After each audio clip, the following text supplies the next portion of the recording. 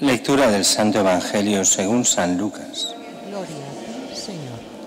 En aquel tiempo vio Jesús a un publicano llamado Leví, sentado al mostrador de los impuestos, y le dijo: sígueme.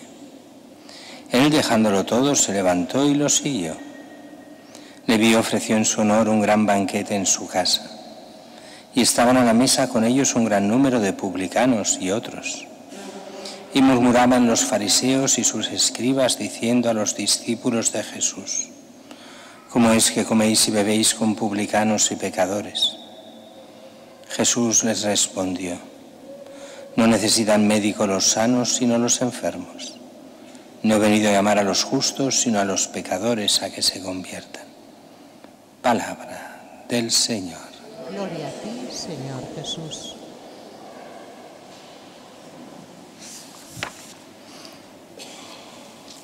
La primera lectura, tiempo de Cuaresma, nos da pistas de conversión. Y lo hacen esa gente, lo está pidiendo precisamente para el pueblo judío, que se puede equiparar al pueblo cristiano en muchas cosas. Un pueblo que honraba a Dios con los labios, un pueblo que era creyente en teoría, pero que a la hora de la verdad muchas veces pues era ese juego de cumplimiento, o sea, de cumplimiento, de decir sí, de hacer algunas cosas, de aparentemente ser creyentes, pero después no se cumplía para nada los mandatos del Señor. Por eso las pistas de conversión van para todos, para el pueblo judío en aquella época, para nosotros en la nuestra. Cuando alejes de ti la opresión, el dedo acusador, la calumnia, cuando ofrezcas al hambriento de lo tuyo y sacies el alma afligida, entonces brillará tu luz en las tinieblas, tu oscuridad como el mediodía. Hay como dos partes en este texto, una que hemos leído ahora, después la otra sobre el culto. La primera es, si os fijáis bien, alejar de ti la opresión. ¿No puede uno decirse que es un hombre religioso cuando oprime a los demás? Cuando acusa injustamente a los demás y los calumnia. Cuando no ofrece nada al hambriento. Hablamos del auténtico hambriento, no estamos hablando ahora de los profesionales del pedir, que eso es de justicia no darles nada a los que son profesionales, a los que su trabajo es que los demás les paguen las cuentas. Otra cosa es el que no tiene porque no puede, y otro el que elige ese camino de aprovecharse de los demás. Son dos cosas muy diferentes. Y entonces, el que sacia el alma afligida, o sea, aquel que tiene compasión por aquel que está en problemas, el que hace todo esto, brillará tu luz en las tinieblas.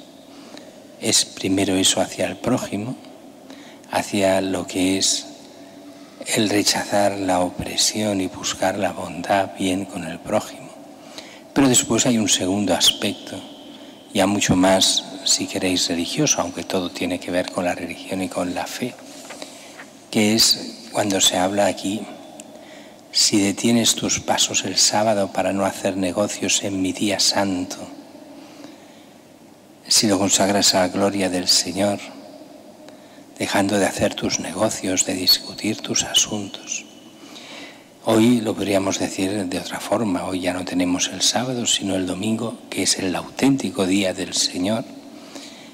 Y es muy curioso ver la hipocresía de tantos. Por una parte, hoy todo el mundo se queja. Ah, no, pobres, la reconciliación familiar. Las mujeres no pueden tener un trabajo que se pueda reconciliar bien con la familia y tal y cual. Y por otro, todo el mundo va a comprar los domingos, precisamente haciendo que no pueda haber reconciliación familiar. No se pueda la familia poder reunir ni un solo día a la semana, porque también ese día es de trabajo y no pueden estar los dos juntos, el matrimonio y los hijos.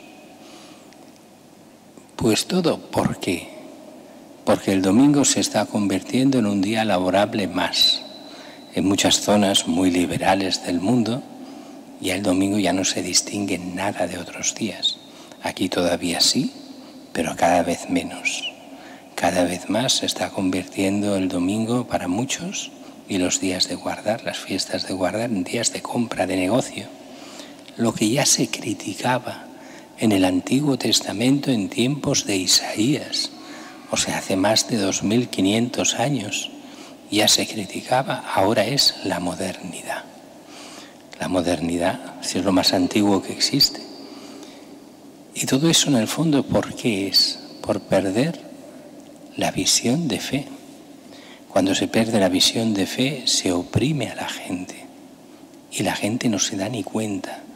Y la ideología hace que acabes haciendo lo que hacen todos los demás. Y ya antes de eso, y el mismo cristiano compra los domingos y no se da cuenta del mal que está haciendo a la sociedad. Oh, es una exageración esto. No es ninguna exageración. Es un síntoma más de una sociedad corrupta donde solo importa el dinero y el negocio. Y si resulta que hasta los días santos se dedican solo a eso, entonces es signo de la corrupción total en la que los mismos cristianos vamos entrando sin darnos ni cuenta. No digo con eso que muchos cristianos sean culpables porque son inconscientes, pero sí que es un mal real. El guardar el día santo, el que no quiere decir con esto que uno pueda pasárselo bien y divertirse también, pero no puede ser otro día más donde solo se piensa en el negocio, en el comprar, en las cosas, sino primero es Dios y después el bien de los demás.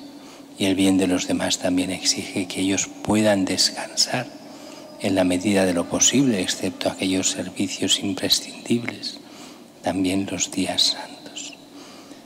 Son pautas de conversión, al menos para nosotros cristianos. El Evangelio también nos da otra pauta de conversión diferente, y es que Jesús ve a este publicano, Leví, que también es Mateo, es el mismo.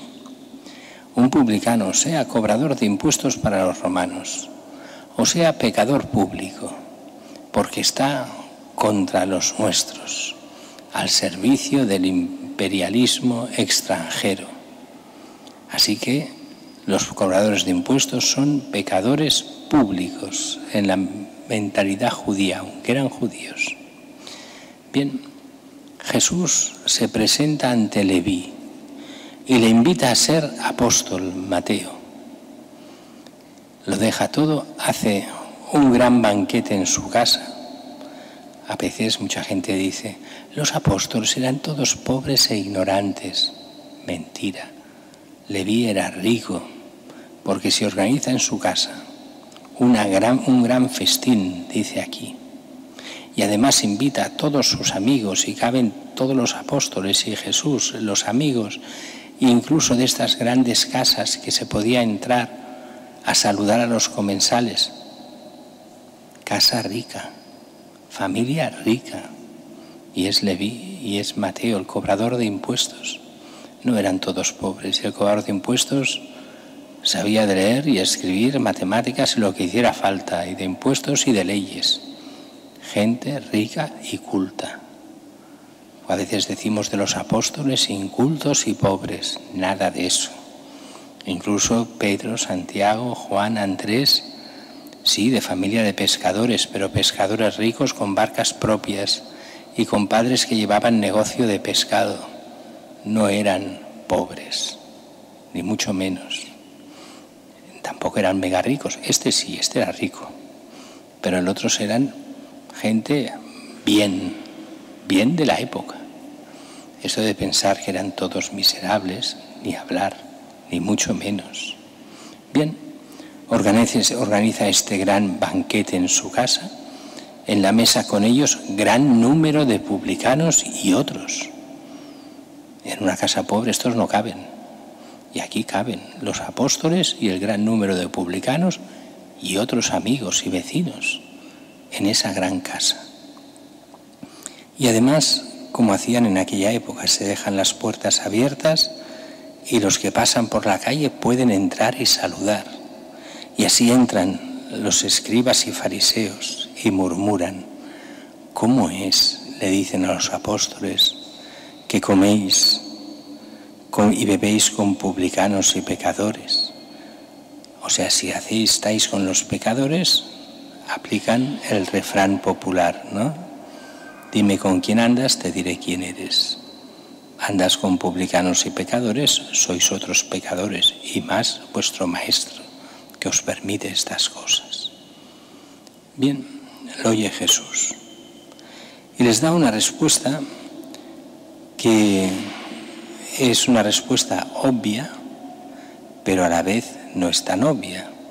Tiene una característica normal, es lo que dice, y después está lo que da a entender, que es muy diferente. Jesús les responde: no necesitan médico los sanos, sino los enfermos. No he venido a llamar a los justos, sino a los pecadores a que se conviertan. La primera apariencia de esta frase es: los fariseos son gente justa, buena, y los que están en la mesa son malos. Así que Jesús está con los malos para convertirlos, para llevarlos a la fe, al bien y a la conversión. Pero no es esto lo que quiere decir, ni mucho menos. Lo que está diciendo es: yo he venido a llamar a los pecadores. Estos se saben pecadores, por eso se convierten. Y estamos haciendo lo que hemos de hacer: predicar y convertir a aquellos que son pecadores, y lo eran. Pero el problema gordo está en los que no se creen pecadores, los que se creen justos sin serlo. Y estos eran los fariseos y los maestros de la ley, que se creían buenos y no lo eran. Y con que se creen buenos, son incapaces de convertirse. Y ahí está el gran mal. Son carne de infierno. Porque si no te conviertes, no llegas a Cristo. Tienen al Hijo de Dios delante y lo único que saben hacer es despreciarlo. Los pecadores lo acogen y se convierten. Los que se creen justos lo odian, lo desprecian y lo llevarán a la muerte. ¿Quién se salva? ¿El que se cree bueno o el que se sabe pecador y se convierte? No hay ninguna duda. El que se sabe pecador y se convierte se salva. El que se cree bueno por sí mismo no puede salvarse, porque solo hay un Salvador, que es Cristo. Y a este Cristo lo desprecia, lo condena y lo vuelve a condenar a muerte.